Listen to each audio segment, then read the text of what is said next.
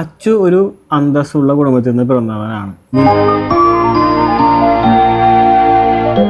നിന്നെ കെട്ടി അവന്റെ ജീവിതം ഒരു തെറിയാണ്. വീട് കൊടുങ്ങല്ലൂർ ഭാഗത്ത് എവിടെയാണെന്ന് തോന്നുന്നു. ഇനി ഉണ്ടാകുന്ന കുട്ടിയും മിക്കവാറും അവനൊരു തലവേദനയാകും, ശാപവുമാവും. ആദ്യം പറയണ്ട എന്നെ കെട്ടിയിട്ട് ഏട്ടന് ബുദ്ധിമുട്ടാണ്. ഏട്ടന് അത്ര ബുദ്ധിമുട്ടുണ്ട്, ഏട്ടനെ എന്നെ ഡിവോഴ്സ് ചെയ്തുകൂടായിരുന്നോ? ഈ തറവാട്ടിലെ പെണ്ണുങ്ങൾ ആരും ഭർത്താവിന്റെ വീട് കണ്ടിട്ടേ ഇല്ല. ഭർത്താക്കന്മാരെ കാണുന്നുണ്ടല്ലോ, മഹാഭാഗ്യം. ഈ അനാമിക ആന്റണിന്ന് എന്താണ് പേര്? ഈ കാണുന്ന നിനക്ക് എന്താണ് പ്രശ്നം? എന്റെ അതേടാ, ഞാൻ മഞ്ജുന്റെ പെണ്ണാണ്. പിന്നെ അവള് റിപ്ലൈക്ക് കൊടുത്തേക്കുന്ന ഒരു സംഭവമാണ്. ഞങ്ങൾ എല്ലാ ഇതിലും കുട്ടിച്ചാത്തൻകാവിലേക്ക് പോകുന്നുണ്ട്.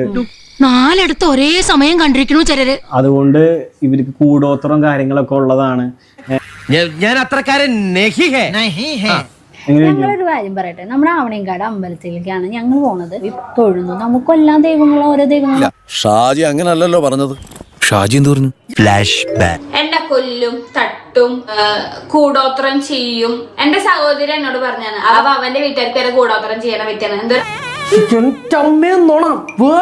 അവനോട് എന്തോ ആരിയിൽ എന്തിനും ചെയ്ത് അവന് എന്തെങ്കിലും വിഷമം തോന്നിയ അവരോട് ഈ ഗുളിയും പെരുമാറും എന്നൊക്കെ ഇവളെന്നെയാണ് എന്നോട് സ്നേഹത്തോടെ ഇരിക്കുമ്പോഴേ എന്നോട് പറഞ്ഞിട്ടുള്ള കേസാണ്.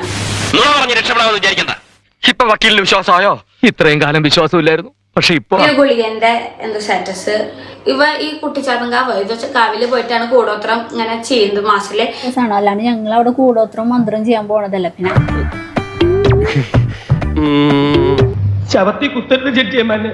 പറഞ്ഞിട്ടല്ലേ ഒരു തരി വിവരം ബോധമുള്ളവർ വേണം. ഇന്നത്തെ കാലത്തും കുട്ടിച്ചാത്തൻകാവ് പൂജ കർമ്മ അങ്ങനെയൊക്കെ ചിന്തിക്കണവരാണെങ്കിൽ പറഞ്ഞിട്ട് ഒരു കാര്യമില്ല. അതെ, ആദ്യം നീ നന്നാകാൻ നോക്ക്. ഞങ്ങള് കൂടോത്രക്കാരാണ്.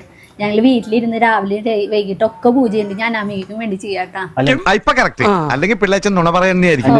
എന്റെ കൂട്ടുകാരനുണ്ട്, ഇതിന്റെ ഒരു മെയിൻ ആളാണ്. അപ്പൊ അവനെ വിളിച്ചിട്ട് ചോദിക്കാം എല്ലാ നരബലിയൊക്കെ ഉണ്ടെങ്കിലേ. എന്താ നിനക്ക് പേടിയുണ്ടോ? ഞാൻ കൊടുക്കും പണി വരുന്നു. അപ്പൊ നീ പറഞ്ഞിട്ട് കാര്യമില്ല. ഞങ്ങള് ബെസ്റ്റ് ഫാമിലി. കുട്ടിശാസ്താവേ ശരണം.